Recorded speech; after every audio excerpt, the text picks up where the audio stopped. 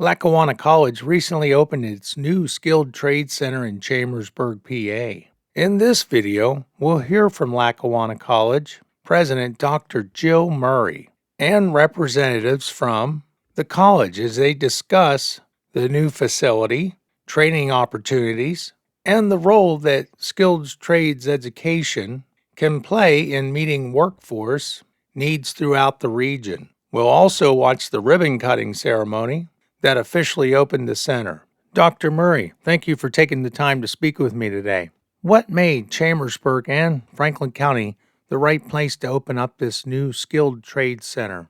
We've had such a great reception from Franklin County and from the Chamber and from all of these businesses. A lot of these folks have been reaching out to us as well to kind of come here and set up shop. I think we're known for our diverse programming, for our multidimensional ways that we deliver education, both in the traditional, business space and criminal justice space, but we have energy programs, we have healthcare programs, and now we're venturing into more skilled trades and manufacturing. And so this was a perfect spot for us to locate. I mean, there's so many opportunities here in this region and in this county and in this city. We're very, very, very excited to be here. When you look at the skilled trades industry as a whole, what are employers looking for today in fields such as welding and metal fabrication? Well, I think in any industry and in any labor force and in any manufacturing region, you always have jobs in welding. You always have jobs in advanced manufacturing and manufacturing. You always have jobs in various sectors of the labor force that are related to manufacturing. So I think that the technology spaces that are here in Chambersburg lend itself perfectly to us starting here with this program in welding and fabrication technology, and who knows where we'll expand to. I think electrical is certainly in our future and some other skilled trades as well. Who do you see as an ideal student for this program? Are you looking at recent graduates joining the workforce, adults looking to change careers, or people seeking to build new skills for advancement in their current field? I think all of the above. Right, we have now students in high school where you're seeing such an incredible surge of interest in the trades that you haven't seen probably in 30 years, maybe more.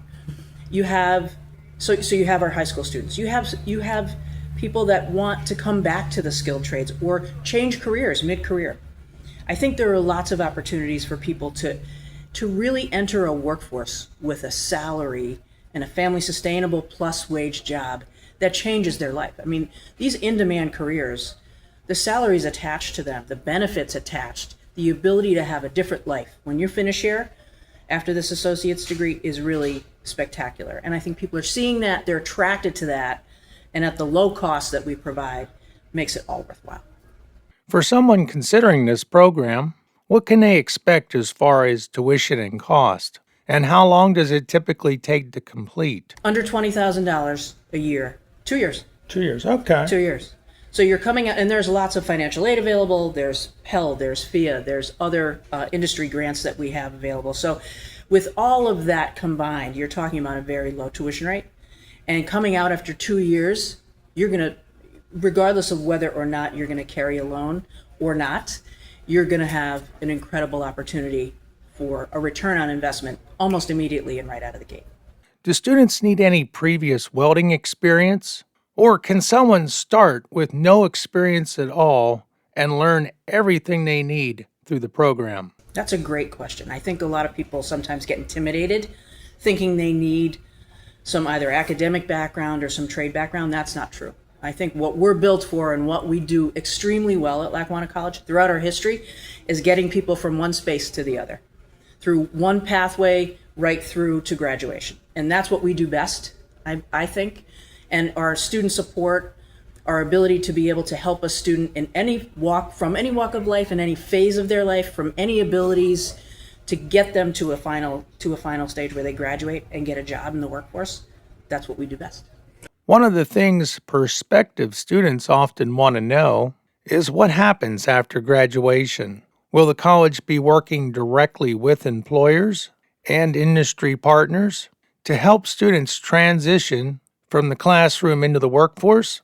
Well, you've seen the crowd today from so many businesses from every walk of life from various sectors of the industry. People are here because they want to meet our students, they want to hire our students. They're going to take them to summer internships and moving them right through. They're going to hire them. These folks will have a job before they graduate. I'm of a belief that no education goes to waste.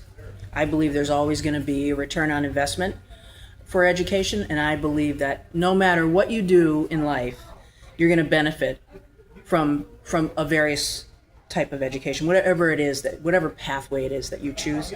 And so I think this combined with the very low cost it takes to get an associate's degree and the jobs at the end of the rainbow, we win all day. This community wins. Thank you very much. You're welcome. All right. Thank you. Thank you. Thanks, Frank. Appreciate it. One of the most interesting parts of the day came after the interview, when instructors and college representatives joined local industry representatives for an in-depth discussion about the new Skilled Trade Center and its programs. The conversation explored a wide range of topics, including certifications, curriculum development, workforce demands, industry partnerships, and the career opportunities that would be available to future students entering the skilled trades. We look forward to having a decent opening and then growing from there. We're looking to do partnerships with JLG, Johnson Control, Apex. We're trying to fortify for our workforce, and not only for that, for our community also. So everybody turning out here is a big turnout. Sir? So, as JLG and 12, be wise, we don't need, they might want, but we wouldn't need a 2-year program. We would need maybe a 2-year or a one-year program, 2 semesters, to get what we need. Someone that can lay down a good weld and recognize that it's a good weld. Absolutely. So we can fast track people if they have prior experience, or if they do have college credits. We're working on that. I mean, that will expedite them. But that'll probably get you closer to the candidate that you're looking for. We're also working on doing our partnerships and our co-ops. That's another big one with our scheduling. Our latest day of roughly about 3:30, I believe. So we're Monday through Thursday. So at least Friday and Saturday open, depending if you have rotating schedules, 4 on, 3 off. At that given point, if we get enough of student body in, we could possibly be running a night class so you have your day shift workers. Again, we want to make hopes and dreams, but this is just new, and we're trying to facilitate for everybody, not just be for one individual and cherry pick from there, but allow for everybody. So we're open to criticism, we're open to anything and everything. If there's something I missed that we haven't done, or we could do, that's what we're looking to do. So our hands aren't completely tied, but we want to gather as much as we can and keep moving forward from that point. I have another question, maybe not for you, but maybe for Sean. But a lot of kids coming out of school, they don't have much. They don't have a lot, but they want to join the workforce. They want to be good, but they can't afford it. Is there somebody here, or however, to maybe help get some free state funding, some kind of, because there's got to be some free money out there from the state to pour into this, or whether it's a county, there's got to be something. So I'm just asking if there is. And really, that's what the whole idea of developing partnerships is across, whether or not it's education. Like, we're working with Chambersburg School District right now and trying to collaborate a partnership with us combined with JLG to be able to have access to like a school to work program type option. So there's different components that can be developed, and that's things that we obviously want to move forward to. We're obviously always hoping to be able to help students find some free monies. First semester is always difficult. It seems like a lot of scholarship opportunities that we have access to are kind of second semester or third semesters of where that seems to take place. Definitely. Working with CareerLink. I know CareerLink fundings right now is just with certificate programs. Those are definitely things that we obviously want to take into consideration. What company is it that you're with? JLG. JLG. So you're aware of that whole component that's taking place with that. And we've been working with Haley, and I know Haley also is working with Terry Cusick at the Lackawanna College office as well, because there is some ideas of the college working with industries where those opportunities where somebody is offering tuition assistance that the college can maybe help out matching in some capacities of that type of thing. So. And when I say free money, I know there's no free money, but to a kid, but to us it's not. I got it, but to a kid it's free money, right? And it's an opportunity of maybe a lifetime for them. Yep. So I think that when this happens, and these young gentlemen and young ladies can't get that opportunity, now they're off to the wayside, and we lose a lot of opportunity. Right. So Yeah, to be able to catch those students that aren't there for sure. Yeah, And it comes down to you guys too. Not pointing the finger, but if we want something, we can deliver the instruction, we can deliver the student. But if you guys need something too, it comes from you also. So that's why we have these meetings. That's why we have these get-togethers. And again, we'll greatly appreciate for everybody showing up here. It speaks volumes, especially for our career, because it's a down and dirty career. But I'd like to say we're the choir professionals. We're highly intelligent, but we get looked on to the wayside too, personal things that people think like anybody can do it, but it takes a type of tenacity and courage to show up every day and do something like that. So again, it's not only asking what we can do, what the state can do, but it's what you guys can do too. And that's a simple email. That's a simple field trip. That's just hey, a pat on the back, a good job in showing up when someone comes here, because the kids nowadays, that'll give them the fortification to want to make happen. I mean, we will do our absolute best on top of it to go through. There's nothing that's going to be left behind, but we also still want to turn out quality with quantity, so we have the repeat customers for you guys overall.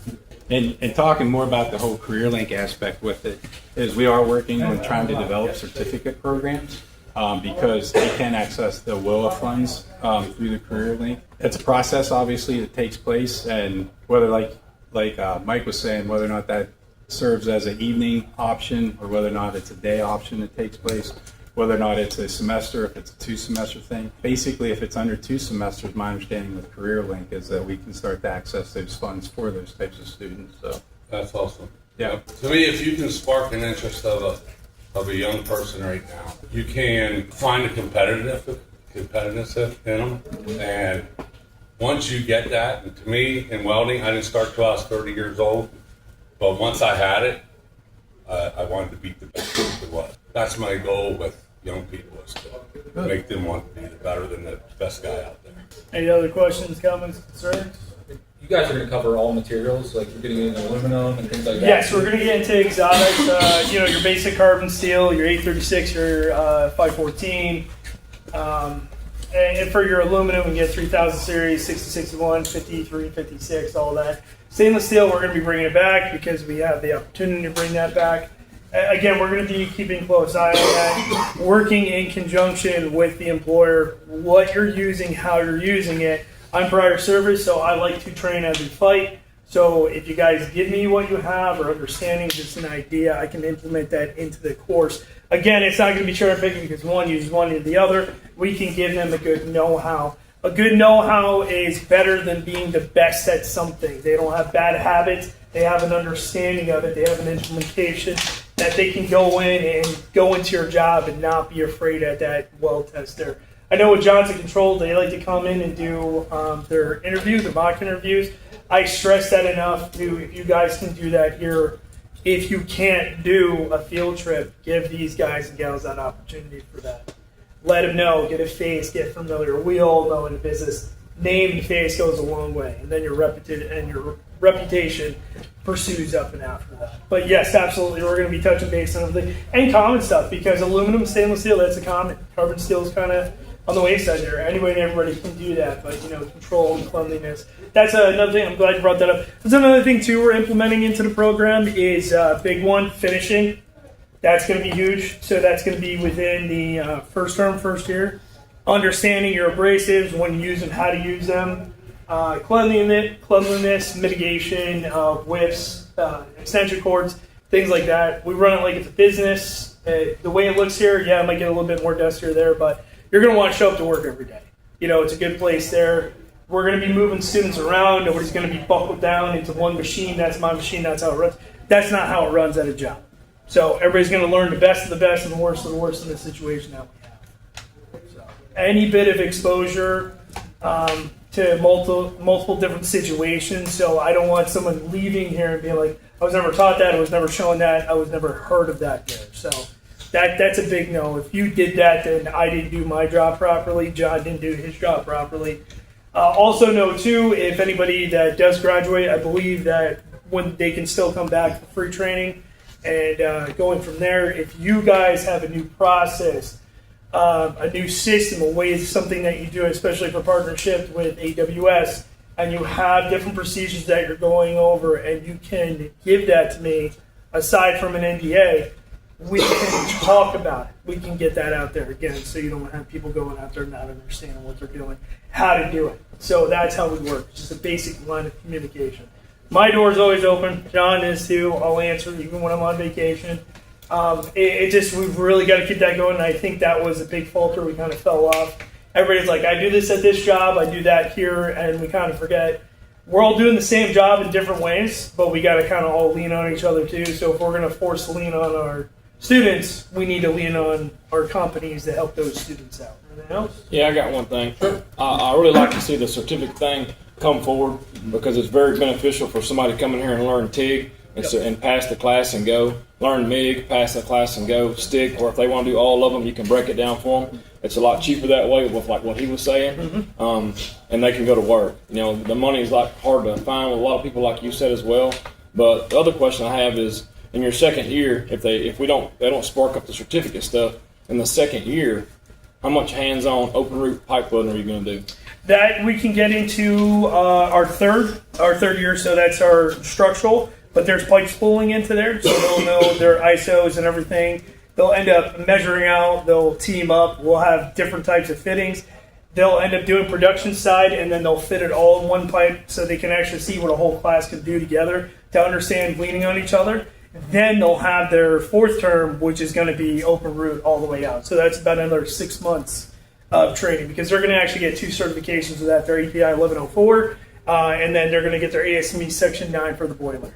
So, and that's going to be all stick out from there. Going forward, I would like to attain, a TIG root, TIG all the way out, going into the future. But as of right now, those are the 2 certs that we have likewise. Yeah, so you're saying they're both certs, both codes are going to be, or API standard and SME code. Yep. They're both going to be stick welded. Right, but they are going to have exposure. Half of the pipe class itself is going to be exposure to either TIG root, stick out, or full TIG all the way out. So in that last semester, is it the curriculum? Is it half bookwork and half classroom, half hands-on, or is it, how do you got it? In layman's terms, it's very, very light bookwork. It's a good portion, about 85% of the time, in the lab, because you're making a large adjustment from having a backing plate and being structural right in the pipe. Yeah. Well, I want to throw one more thing at you. As far as the ASME Section 9 and the pressure code stuff, and process piping, the TIG is very important. Absolutely. Very important. Yep. Because I know a lot of travel welders, we're not travel welders, but my prior experience, 21 years of welding, stick very much API 1104 and then TIG, a majority TIG in your ASME Section 9 stuff. So yep. I think that'd be very beneficial. And I don't know if I know I'm speaking for Johnson Controls here, but I would hope that they don't just come for work with us. If they do, I'm happy. If they get on the road and they travel TIG welding, you're going to have students coming to this place. Yeah, no, absolutely. It's one of those future endeavor things. It's already on the back burner and putting in. There's a good implementation, about 50-50 of going all the way through within that program of the pipe itself. And one of the things is where it's not even so much that we're going from Schedule 40, 4-inch, and up. We're actually going from Schedule 40 and go down. We have a few gun barrel testing, so they know how to work on small pipe, radiator setups, and things like that. So they will get that experience within that. And again, the implementation down the road of what we can do. And we would absolutely love to have our certificate program going up and out. Again, getting them out there, getting them hungry to up and go. Yeah. As our mainstay right now, we're looking for that full time, and then we're looking to create and span out from there. Yeah, I think they'd be beating the door down to get in here if you had certificate yeah. programs. I really do. I know a lot of people down south where I'm originally from that have got off the road traveling, and I mean, there's welding schools going up everywhere, but the ones that are shining are the ones that actually teach the hands-on work, not just how to do this or how to do this. And they're breaking it down by process. And they can, if they want to do TIG, they pay for it. They want to do MIG after that, they pay for that. Right. You know what I mean? They're not locked in like you were saying, like to a 2-year degree. No, absolutely. Again, everything's up for adjustment in the way that we're going and flowing, because again, we have that viability now the way that we're set up. So there's nothing being unturned there. I'm the center director from Bethlehem. I just come down for the visit, but speaking on the certs, we are going to make them stackable too. So if they come in and they do the first 2, and they go out, they can work for a little bit, and then they go, I really like this, or I really want to get into TIG, and be able to come back, add on to it, and then end up getting their associate's degree. So getting that career link funding on the first 2 semesters, or choosing the second 2 semesters, and then all they have to pay for is the other 2 to finish if they want to. And another bonus is with the full 2-year degree, it's going to be summers off.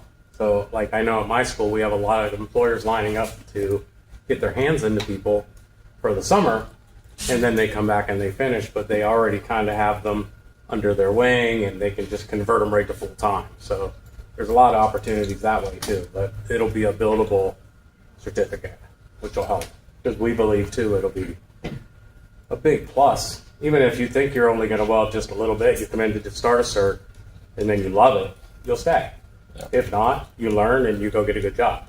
So. Yeah, I do want to emphasize on this point though too, because they hear like about bookwork. So within the first term of it, yeah, about a good 50 to 60% of it is a lot of bookwork. Because you got safety, you have metallurgy, you got intro to art, because you got guys that are wet behind the ears, gals wet behind the ears that don't know. After that given point, it's kind of like gas pedal from there. You're fitting, you're setting up, you're doing iron work. You know, we're going to be doing scaffolding work, understanding, being in a harness, being uncomfortable. And this is all out of position too. So they're not just going to be doing your basic flat, horizontal, maybe a little bit vertical. It's going to be vertical and overhead all the time. And pipe is going to be in your 6G and your 6GR. So we do have restricted tests that are also in there. I was previously talking with Martin's Potato Bread, and with them, they spoke to me about possibly doing sanitary also. So that is something that down the line I'm trying to work into the program, and that, like I said, I'm trying to touch every point as possible. I hear you guys, I know who you guys want and what you need. I'm there with you. Once we get to that door, we're just going to be ripping that off the hinges and going for it. So, well, at this facility here, there's 30. So, I mean, realistically, if we have a large class, about 25 or so, it'd be good. And then if we have anything larger than that, we're going to have to either double up or set a secondary class from there. So we've done that before in the past as an older school. All of our facilities, though, I believe, have right around 30 to 32 booths. So we do have a very large opening. Everything is kind of dress right dress. Everything's going to be set up curriculum-wise. That's another one. All 3 centers are going to be filtering the same thing, kind of copy and paste there. So if you do pull somebody from my home school in Bethlehem or from Greensburg there, you can have people that could travel to you, period. And it doesn't matter if you guys do offer, moving costs or anything like that, just something to throw out there. Relocation if you wanted to, that's contractual. But you're going to have that. If you like something from here, it should be coming from Bethlehem also. If you like something from here, it should be coming from Greensburg too. There should not be a variance, and the only variance that you're going to see again that I've talked to somebody who's just personality traits that we got to work through. You know, I mean, a lot of us can be up and stubborn and brash and forward, but again, at the end of the day, we have to be professional about what we're doing. With what she said, how many instructors you gonna have? Per instructor, so we're looking at, so you'll have myself, that'll be 1, and then we're going to have our coordinator 2. We're also looking to have adjuncts added on, so we might have 2 full-time instructors and 2 adjuncts in there. So the way that the series will end up going is Monday, Tuesday, Wednesday, Thursday. Monday and Wednesday will roll together. That'll be either one set instructor and another instructor for Wednesday. Tuesday, Thursday will be that instructor, and then I could fill in for that Thursday also. So they're going to have the same person as in going through and teaching, and we're not just going to be throwing, hey, you know a little bit of this, you know a little bit of that, but you're going to teach all this. We're going to try to really match up to what you're strong to, and then facilitate learning on the backside there too. We're going to have that opened up. If there's something John doesn't know, he's going to lean on me, and we're going to get education on that. If there's something I don't know, I'm going to lean on him. So we're trying to clean up that gray area. We're trying to keep that, again, I'm in charge of hiring too, so in going through, I'm going to have a good scope over that. Who's doing what, who's strong at what, who, can we do this, can we do that? So we're going to try to mitigate that, because you're worried about those little small areas that you're going to miss on.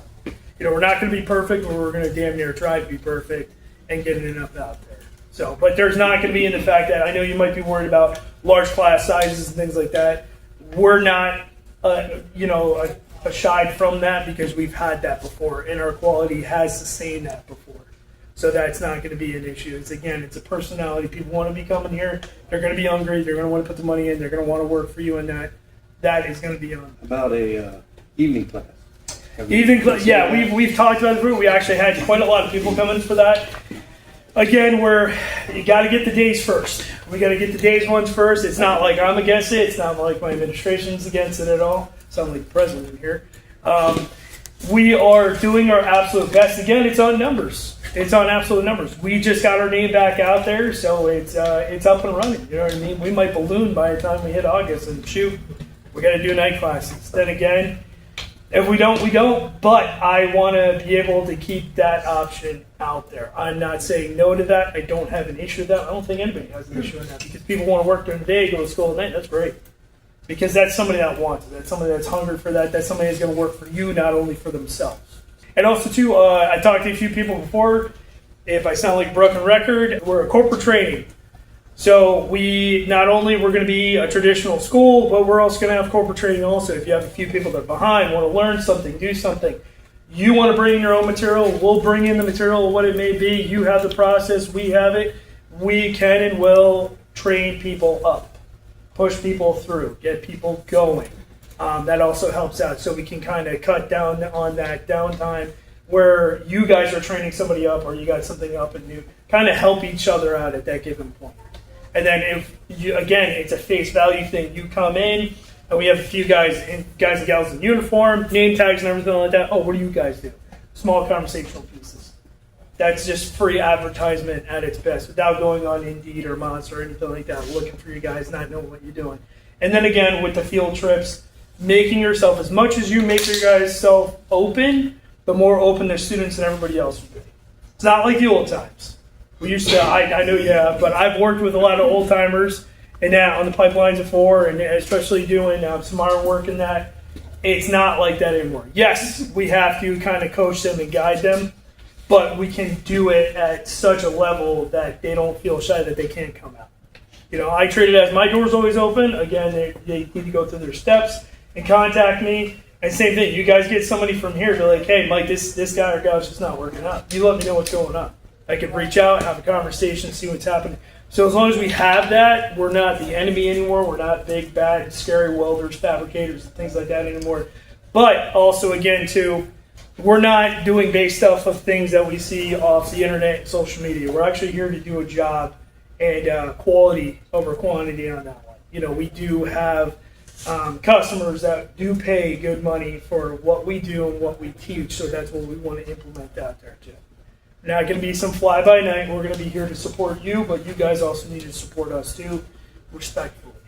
Yeah, since you pointed me, I'm going to point back at you, and then I promise you I'm done. Some people like to hear me talk, but anyways, I have a terminology come from my 21 years of pipelining. You cannot be a good welder if you're never a good helper. Absolutely. And you know what I'm talking about. Yes, sir. Where I come from, the welder teaches a helper how to do all the grinding, all the buffing, all the fit up, and they work as a team. A two-man team, or if you're on a big pipeline job or on a fabrication job, everybody works together. But they got to learn, a welder has to know how to grind, he has to know how to buff, he has to know if the gap is too tight, he has to know how to cut it and get the root pass in. So I just want to throw that out there. They got to be a good helper before they can ever be a good welder. Yeah, and actually touch on base on that. I've talked to nearly everybody here. I talked about before with like rigging and everything like that. They're going to be safety with rigging, overhead cranes. This is production. Even when you're out in the field dealing with equipment, we teach and have taught, myself and John. We are more than just welders and fitters. Sometimes we're going to be the best cleaners, broom pushers, everything like that. So.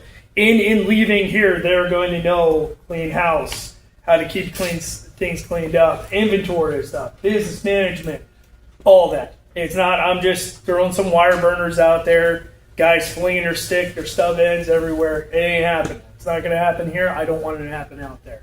but it's something that we implement because I know my years, and same thing with John, we do a lot more. We're actually leaned on for, we're the jack of all trades when we actually come up and out there. There'll be some hip pocket classes that will go on about like hydraulics works from my experiences and things like that. These are things that we're going to be implementing that coincide with our job and or the area where you guys are going to be working.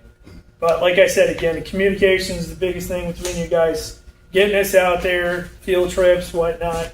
You know, just imagine when a kid comes to your shop and be like, oh, wow, it's really big. And then that whole 2 years go by and then come back like, hey, you know what? It's not that big anymore. It's not that hard anymore. I know how to do that. And they're going to be cocky. They're going to see somebody like, oh, yeah, I could have done that one better. I could have done this better. But that's what I want to give you. I want to give you somebody that's confident, but that's willing to learn your SOPs, your aspects of what you guys want. And then you guys coming and visiting during our job fair times and say, hey, going on. And again, remember a first person name. This might be a first person, but it might be an avenue to an open door. Anybody else? Yeah, one thing. I brought it up when I was coming through with Triangle Tech. This place is pretty clean, pretty organized, but a lot of these facilities around, I know JLG, Grove, we have things called discipline squares, 5S, housekeeping. Oh yeah, good old 5S. And I don't see any of that. Having something and giving them the experience to that 5S and the continuous improvement efforts that are put in, why things need to go back, having shadow boards. Like you have your notches here for right. So giving them that little bit of experience as well. I didn't know if there was if you guys were planning on doing anything. Yo, absolutely. Anything like that. Yeah, because that's a good point. Like I was saying before, they're not going to be set up in one booth into the other. So they're going to have to take care of their stuff because somebody else is going to be coming in. Could be that next shift coming in. If something's missing, something's out of place. We're going to hear it. We're going to know about it. So that's absolutely, it's going to, creature comforts. You're going to have to go over there. You're not going to have these monstrosity of things that you decide to fab when someone's not paying attention for 5 minutes. So we're definitely going to be up and away from that. And again, when I come and visit the schools, I'll be overviewing. It'll be on my instructors and also my coordinators to actually help out with that too. So yeah, glad you brought that up. But yeah, it's just, systematic things the way that is. You come in, you leave it better than when you came into it. So to that point, when it goes to the industry, I mean, we deal with aerospace, so FOG awareness, we're AS9100 certified, and I mean, even our welders, they don't think they need to know how a process works, but it's great you know how to do it. If you're going to have that documentation that an auditor says, I know you know how to do it, and what you say you do is what you do. So it's hard to teach some of that, but having exposure to it. Through our travelers and doing our business, it's the same thing. So, doing your handout, your basic assignment, what you do, how to do, who do you need to check off, your holds, where you need to be, how you need to finish something. It's all there. It's all within the confines of it from day one, though. It's not occasionally we get through. It's actually through up in day one. So I understand that hard and completely. And it's, again, when I get my meeting with you and then I can convey that to them and then I can incorporate it and I can show, pictures showing or stipulation about how things are and what to be expected. So again, it's not shell shock. It's nothing new. So you can honestly say, you already know this. So again, it's breaking that personality trait of a bad habit from what they had before. So again, if you had a bad experience before from prior, I'm sorry, but we're going to try to adjust that and move forward from it. I mean, that's it. We're here for you and you're here for them.